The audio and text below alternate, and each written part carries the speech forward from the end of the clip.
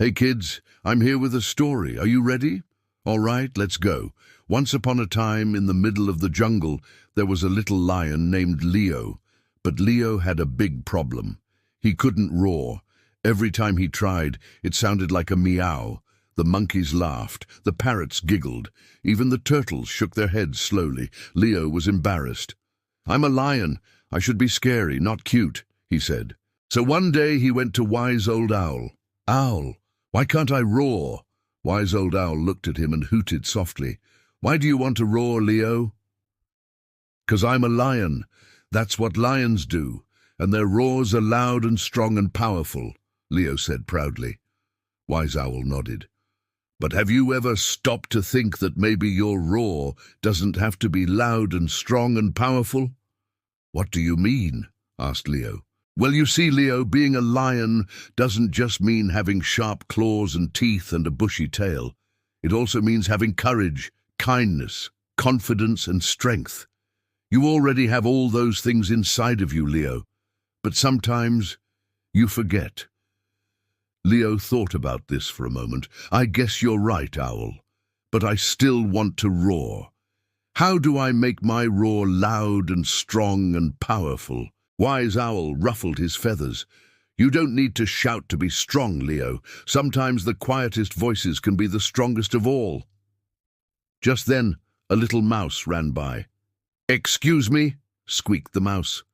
"Do you know where I can find some cheese? I haven't eaten in days." Leo felt a surge of anger. This little mouse was so tiny. He could easily catch it with his claws and eat it for lunch. He opened his mouth wide and let out a mighty meow. The mouse froze and his whiskers trembled. Sorry," stammered Leo, embarrassed. "I didn't mean to scare you. I was just trying to practice my roar." "Oh," said the mouse. Then he started to giggle. "You scared me so bad. That was the best scare I've had in ages. You're a natural, Leo. If you keep practicing, you'll have the perfect roar in no time." Then the mouse ran off as fast as he came. Leo was confused. He had wanted to scare the mouse, but instead he had made it laugh. Wise Owl flew down beside him. "See, Leo, sometimes being brave isn't about scaring others. It's about helping them. Your roar may not be the loudest or the strongest, but it can still be powerful if you use it to help others." Leo thought about this as he walked back home. Maybe Wise Owl was right. Maybe being a lion wasn't just about being fierce. It was about helping others too. He soon saw the monkeys swinging from branch to branch, but this time they weren't laughing or making fun of him. They were crying. Leo asked what had happened, and they told him that their friend Mika was trapped up in the tallest tree. She had climbed up there to get some bananas, but now she was too afraid to come back down. Leo looked up and saw Mika curled up on a branch, shaking. "Don't worry, Mika," Leo called up to her. "I'm coming to help." The monkeys gasped. "You're going to save her?" they cried. "But how? You can't even roar."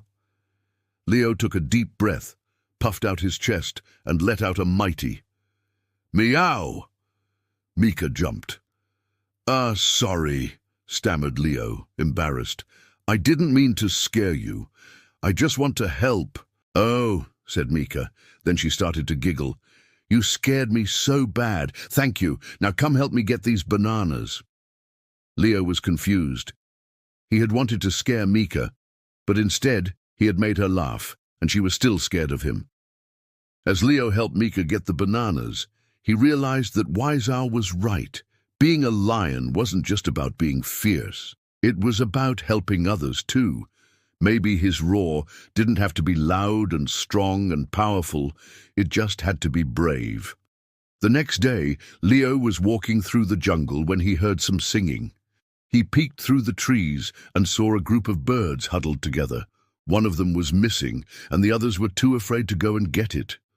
Leo felt a surge of bravery. He knew he had to help, so he walked into the clearing and let out a mighty meow. The birds jumped. Sorry," stammered Leo, embarrassed. "I didn't mean to scare you. I just want to help. Where's your friend?" "Oh," said one of the birds. Then he started to giggle. "You scared me so bad, thank you. Our friend flew away. He got scared when we started singing."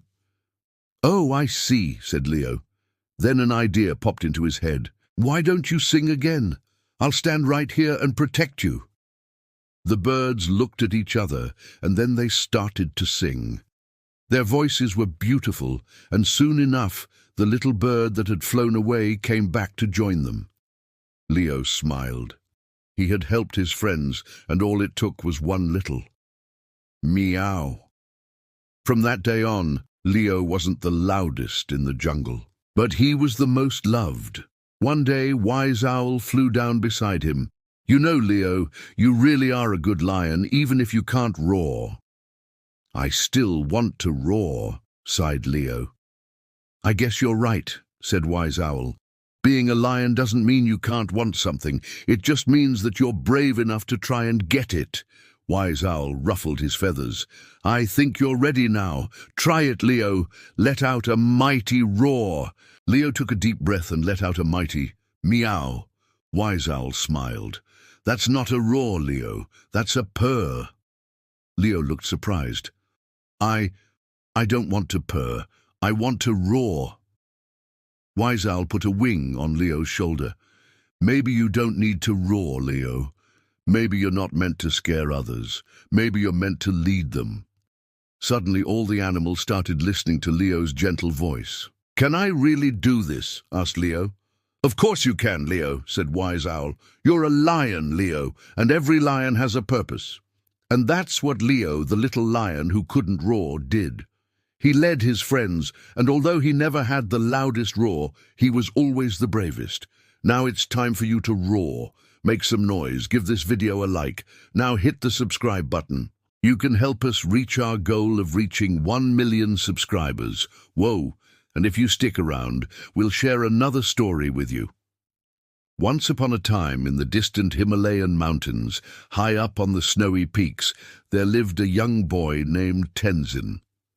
Tenzin lived with his family, taking care of their yaks and sheep, and he loved nothing more than climbing the icy mountains. If you want to hear the rest of Tenzin's story, click the link below in the description or click here on the screen. Thanks for watching. I hope you enjoyed the story. See you next time.